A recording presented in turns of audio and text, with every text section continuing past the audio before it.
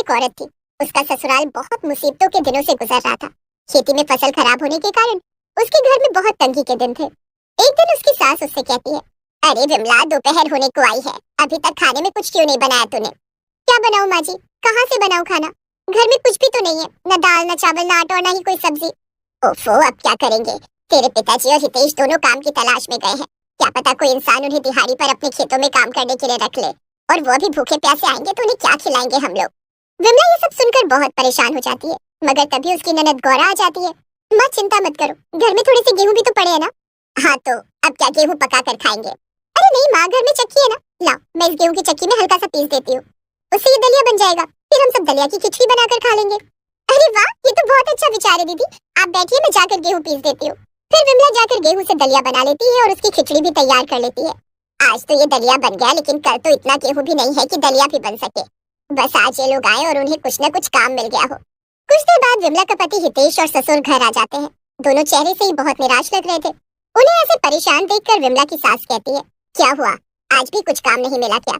नहीं, पूरे गांव में जैसे मनहूसियत छाई हुई है, किसी के पास काम नहीं है, और जिसके पास है वो बहुत कम पैसे दे रहा है काम करने के। तो अब क्या होगा, हम लोग क्या करेंगे? पता नहीं विमला। अच्छा ठीक है, फिलहाल सब लोग दलिया की खिचड़ी खा लो, बाद में सोचेंगे कि क्या करना है। गौरा के कहने पर सब लोग साथ में खिचड़ी खाने के लिए बैठ जाते हैं। खाना खाकर हितेश और उसके पिता फिर से काम ढूंढने निकल जाते हैं। ऐसे ही कई दिन और बीत जाते हैं। सारा घर परेशान था कि आगे क्या और कैसे होगा। एक दिन सवेरे सवेरे ही विमला के दरवाजे पर कोई आवाज लगाता है। विमला जाकर देखती है कि एक बुढ़िया उनके दरवाजे पर खड़ी थी। जी माँ जी, कहिए। बिटिया, मैं चूल्हा और बर्तन बेचने वाली हूँ, तुम्हें कुछ लेना है क्या? अरे नहीं नहीं माँ जी, कुछ नहीं लेना है, आप जाइए। एक बार देख लो बिटिया, क्या पता तुम्हें कुछ काम का मिल जाए। नहीं माँ जी, कहा ना कुछ नहीं चाहिए, और वैसे भी आपको देने के लिए मेरे पास पैसे नहीं है, इसलिए कुछ नहीं लेना मुझे।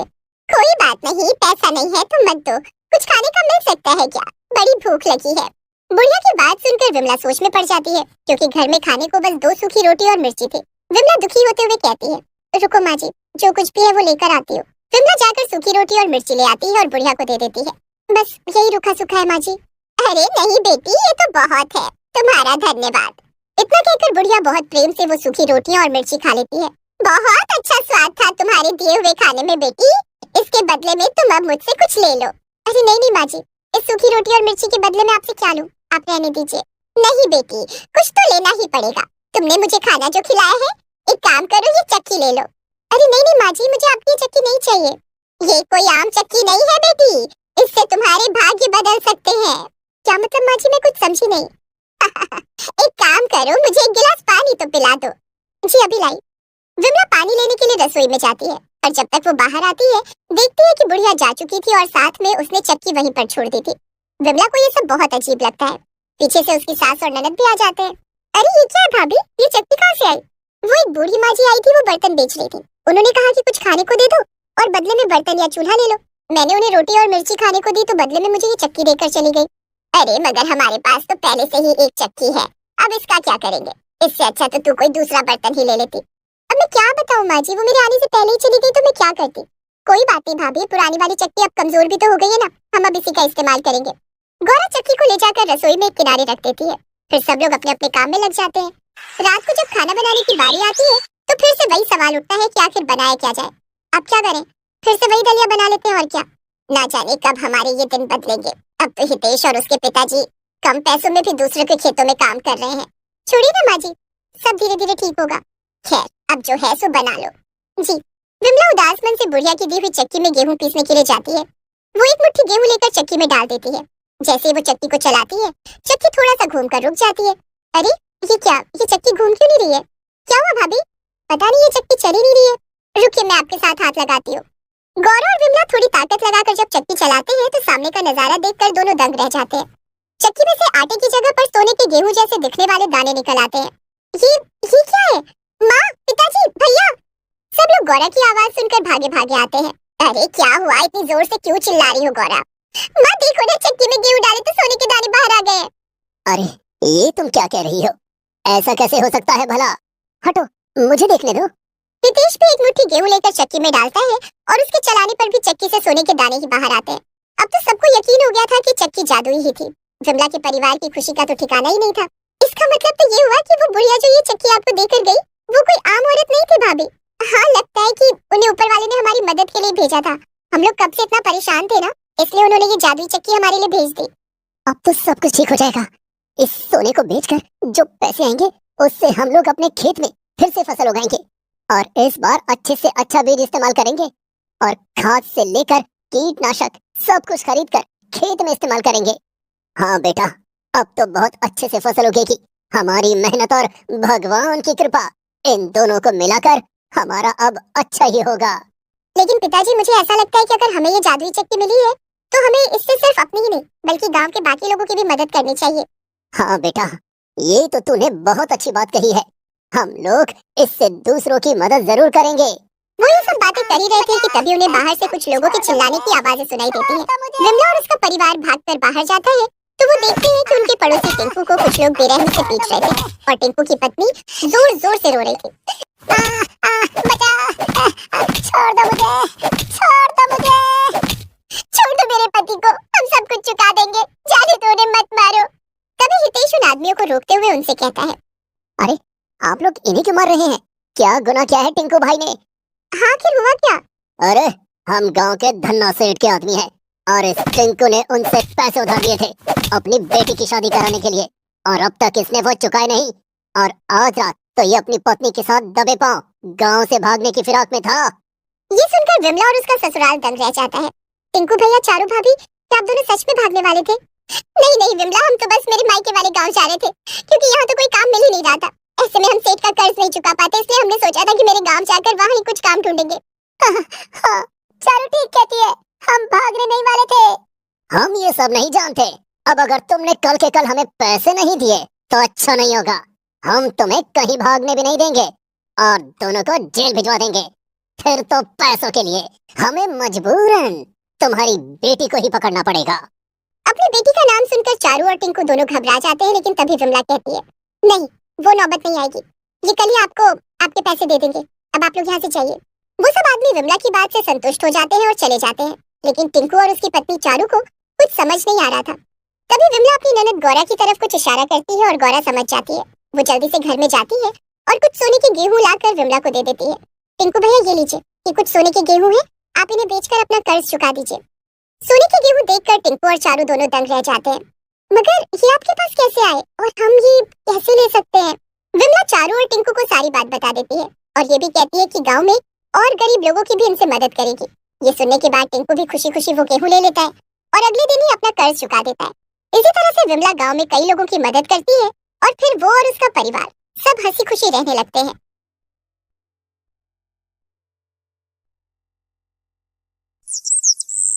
एक दिन गुड़िया को देखने रिश्ते वाले आए थे।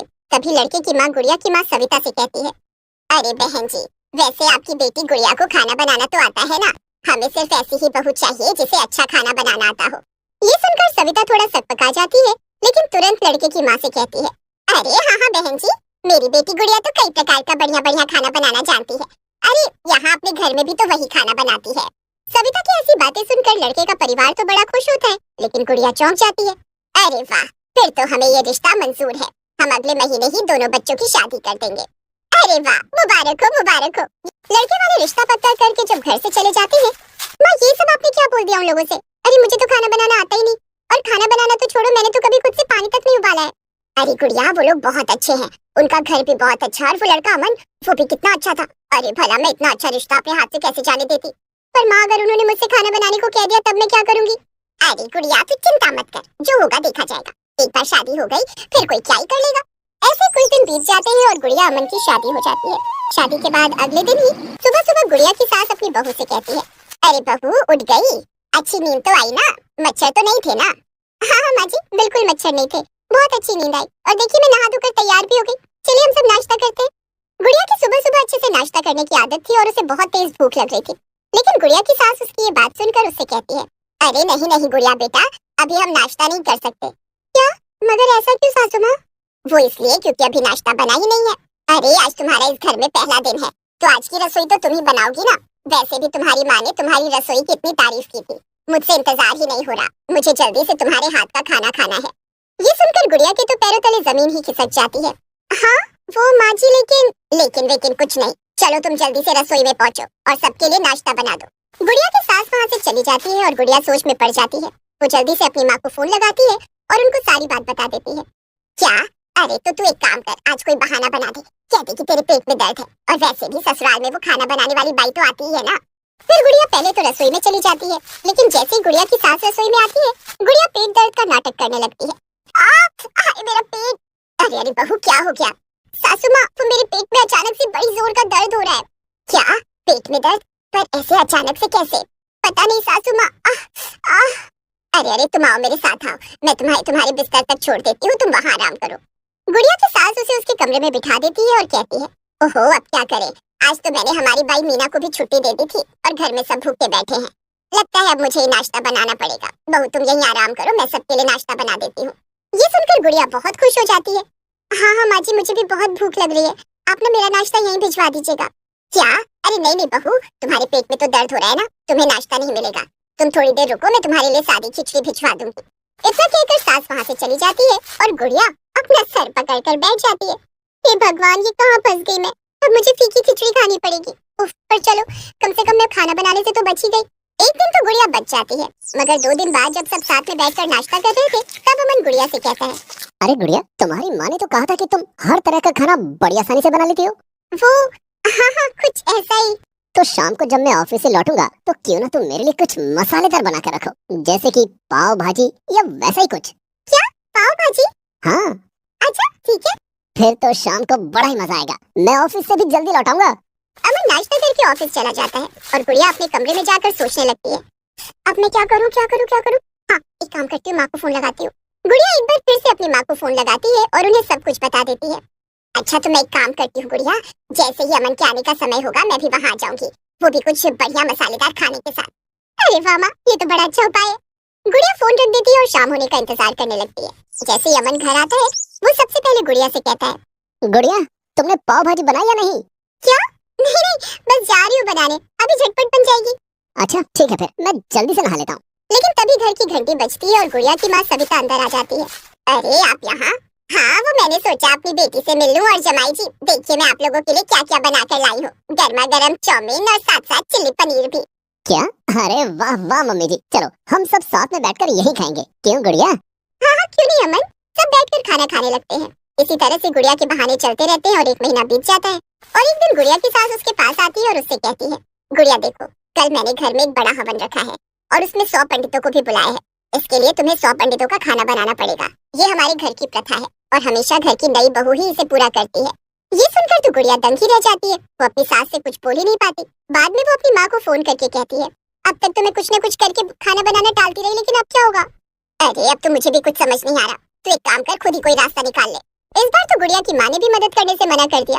अगले दिन गुड़िया की सास उसे जल्दी उठा देती है और किचन में ले जाती है। गुड़िया देख लो, तुम्हें खाना बनाने के लिए क्या क्या सामान लाने की जरूरत है और बाजार जाकर वो सब्जियाँ और सामान ले आओ। याद रखना हमें शाम से पहले सब तैयार चाहिए। ठीक है माँ जी। गुड़िया जल्दी से एक झोला उठाती है और बाजार चली जाती है। क्या करूँ क्या करूँ, अब तो लगता है मुझे खाना बनाना ही पड़ेगा, लेकिन बनाऊंगी क्या और वो भी कैसे, और खिलाना भी तो इतने सारे पंडितों को है। गुड़िया सब्जियां खरीदने लगती है, लेकिन तभी उसे कहीं से अच्छे खाने की खुशबू आती है। वो इधर उधर देखने लगती है कि तभी उसकी नजर पास में बने एक होटल पर पड़ती है। उस होटल में बहुत सजावट हो रखी थी। होटल के पीछे कई सारे हलवाई लगे हुए और वो खाना बना रहे थे। गुड़िया पास जाकर उन्हें देखने लगती है। उसकी नजर एक हलवाई पर पड़ती है। वो हलवाई आलू की सब्जी बनाकर एक बड़े बर्तन में रख देता है और वहाँ से चला जाता है। वाह वाह, ये सब्जी तो बड़ी स्वादिष्ट लग रही है। एक काम करती हूँ, कोई देख तो रहा नहीं, चुपके से सब्जी का बर्तन उठाकर घर ले चलती हूँ। पूरियां किसी तरह मैं बना ही लूंगी। गुड़िया ज्यादा कुछ नहीं सोचती और जल्दी से उस सब्जी के बर्तन को उठाकर घर ले आती है और पीछे के दरवाजे से उसे सीधा रसोई में ले जाकर रख देती है और अपनी सास को बुलाती है। माँ जी, माँ जी। हाँ बहू, क्या हुआ? माँ जी वो देखिए मैंने आलू की सब्जी बना दी है, अब बस पूरियां बनाना ही बचा हुआ है। क्या इतनी जल्दी तुमने सब्जी बना भी ली? जरा दिखाना तो। खुशबू तो अच्छी आ रही है, चलो अब पूरियां तल दो, फिर खीर भी बनानी है। क्या? ओफो, इनकी तो फरमाइश ही खत्म नहीं हो रही है। लेकिन तभी कोई दरवाजे पर दस्तक देता है और अमन जाकर दरवाजा खोलता है। गुड़िया और उसकी सास भी बाहर जाकर देखती है तो बाहर वही हलवाई खड़ा था, वो भी बहुत गुस्से में। उसे देखकर तो गुड़िया डर से कांपने लगती है। जी बताइए, आप कौन? अरे इस लड़की ने मेरी बनाई हुई सब्जी का बर्तन चुराया, इससे कहो मुझे मेरी सब्जी लौटा दे, वरना मैं पुलिस बुला लूंगा। ये सुनकर अमन और गुड़िया के सास सब हैरान हो जाते हैं। क्या चोरी की? गुड़िया ने? और क्यों? गुड़िया तो वो सब्जी चोरी की है। अरे ऐसी भी क्या नौबत आ गई कि तुम्हें एक हलवाई की सब्जी चुरानी पड़ी? अब कुछ बताओगी भी या नहीं? गुड़िया अचानक से रोने लगती है। उसे अपनी गलती का एहसास हो जाता है। वो रोते हुए अपनी सास से कहती है, मुझे माफ कर दीजिए सासू माँ, मुझे खाना बनाना बिल्कुल भी नहीं आता। मेरी माँ ने शादी से पहले आपसे झूठ बोला था और इसीलिए मैं हमेशा खाना बनाने के नाम पर बहाना बना देती हूँ। और जब आज मुझे कुछ समझ नहीं आया और मैं सब्जी खरीदने बाजार गई तो मैंने इस हलवाई की सब्जी चुरा ली। मुझे माफ कर दीजिए। हे भगवान बहू, तुझे शर्म नहीं आई ये करते हुए? अरे अगर तू मुझे पहले ही सब कुछ बता देती तो मैं तुझे खाना बनाना सिखा देती। कम से कम चोरी करने की नौबत तो ना आती। रुक जाओ माँ, पहले हमें इस हलवाई को इसका सामान लौटा देना चाहिए, फिर हम बाकी की बात करेंगे। अमन जाता है और किचन से वो सब्जी का बर्तन उस हलवाई को वापस कर देता है और हलवाई वहाँ से चला जाता है। अब हम क्या करेंगे माँ? शाम को ही हवन है और सब पंडितों के लिए खाना तो गुड़िया को ही बनाना पड़ेगा, क्योंकि वही रस्म है। और खाना गुड़िया ही बनाएगी। बहू मैं तुम्हें सिखाऊंगी, लेकिन तुम्हें वादा करना पड़ेगा कि तुम पूरे मन से खाना बनाना सीखोगी। हाँ सासू माँ, मैं वादा करती हूँ। इसके बाद गुड़िया की सास गुड़िया को रसोई में ले जाती है और एक एक करके वो गुड़िया को खाना बनाने की सारी विधि बताती है और गुड़िया सब करने लगती है। 4 घंटे के बाद सारा खाना बनकर तैयार हो जाता है। शाम को हवन के बाद जब पंडित खाना खाते हैं तो उन्हें भी वो बहुत पसंद आता है। इसके बाद से हर रोज गुड़िया की सास उसे खाना बनाना सिखाने लगती है और कुछ ही दिनों में गुड़िया सीख भी जाती है। Please subscribe this channel.